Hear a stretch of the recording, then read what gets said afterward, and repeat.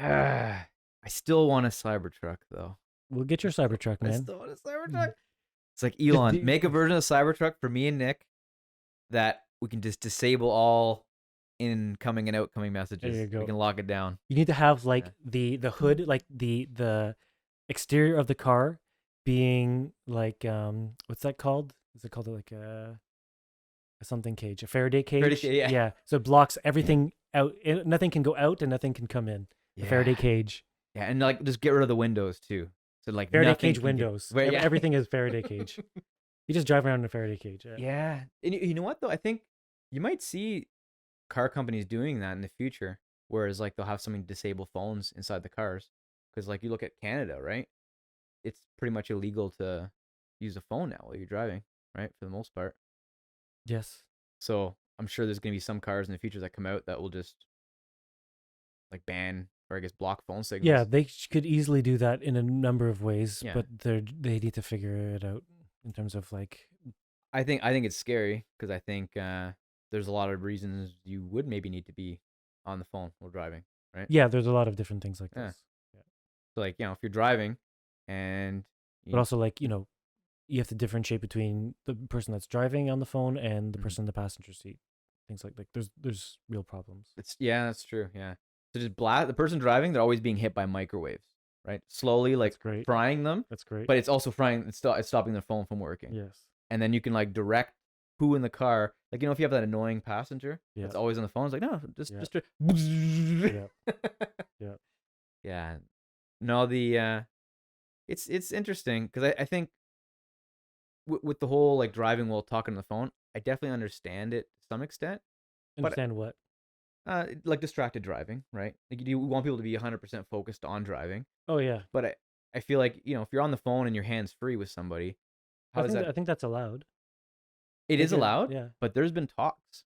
I've been part of some meetings that were discussing potential rules on this, and there's definitely been talks of making it completely illegal, right? That's definitely been on the discussions. Yeah, I mean, I guess it's like if someone has to flip through their contact list to like call someone, you're still using your thing.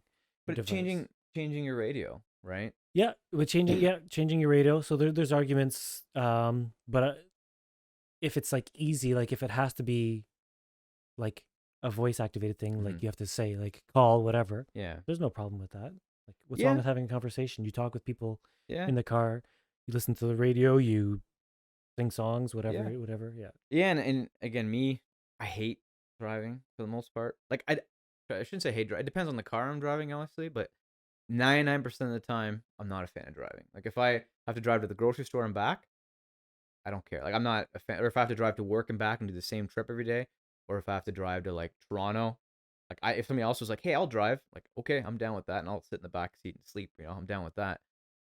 But like I feel like if I'm able to talk to somebody, right, and have a conversation with somebody, I feel like that helps me stay awake and stay kind of in the moment, right? Does that make sense? So it's like I'm still focused on the road, but I'm having a conversation with somebody, which is like helping me like be stimulated enough that I'm able to still not fall asleep, And I listen to a lot of podcasts now, like a lot of boring ones, like a lot of economic ones, and a lot of like tech and startup related ones. And I guess I haven't been listening to them on the way to work now, but when I was driving back and forth to work, that's what I would do. I would just listen to like one or two podcasts each way. But so I don't know. But again, I think there is going to be some changes to those rules when it comes to self-driving cars, right? Because now, if you're in self-driving mode, like, are you allowed to put on makeup while driving? Yeah, we'll see. I'm not saying you put on makeup while driving, but what's wrong with that? It's like, but I've seen some people do weird stuff, man. When I used to work at the college, there's a government building like close to there, and I used to see the same guy every morning. Like we pretty much stopped at the same light. Not every like always, but every time I look over, he's got a newspaper folded out. I'm not even making this up. He'd have a newspaper folded out, or like over top of the steering wheel, and he'd have one hand like underneath the newspaper and kind of like supporting it and kind of holding the steering wheel up, and then the other hand was like holding the newspaper open. That's great. And he'd be at the light. He's reading his newspaper. Dude, he's reading the newspaper. The light would change, and he'd hit the gas, and like maybe I'm bad now too because I'm looking over. I'm like, what? But yeah, he's driving and he's Right. looking up and down at the newspaper, and he's going. I'm like, ooh, and here I'm getting stressed out. I'm either trying to get ahead of him or like behind Yeah, him, get the fuck away from this guy. dude. Yeah. But it was like consistently, Yeah. and he always, and again, I knew the building that he worked in because I'd seen him pull in there, and that made me really nervous. Well, it should be. Yeah. Yeah. But obviously, the guy's an older guy. Like, I'm assuming the guy was probably in his like early 60s. That's kind of what he looked like. So he's probably been doing this for a long time. Yeah.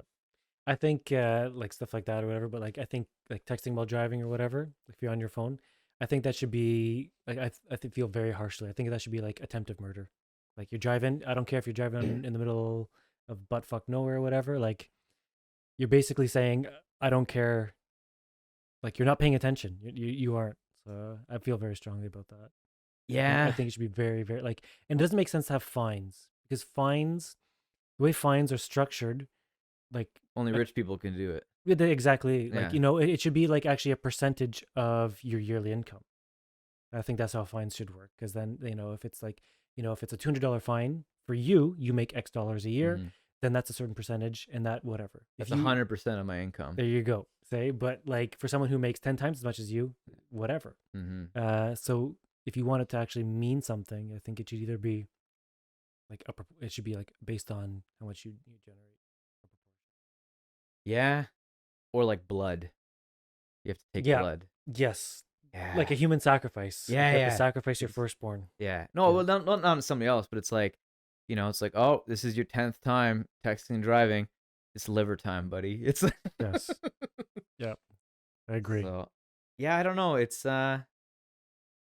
interesting because part of me is like, I kind of almost want to live in the chaos and just like live in like a no rule society and just kind of see what happens. But then another part of me is like, I don't like buddy driving around reading the newspaper, right? Man, you don't want to live in a no rules society. A little bit. I want to see. Well, I've seen enough movies that I kind of have an idea. And I think there's some fun. Like, obviously, it's not something you'd want to be in all the time, but it's something you want to dabble in. You Yeah. want to jump in and out of the no rules. Yeah. Okay.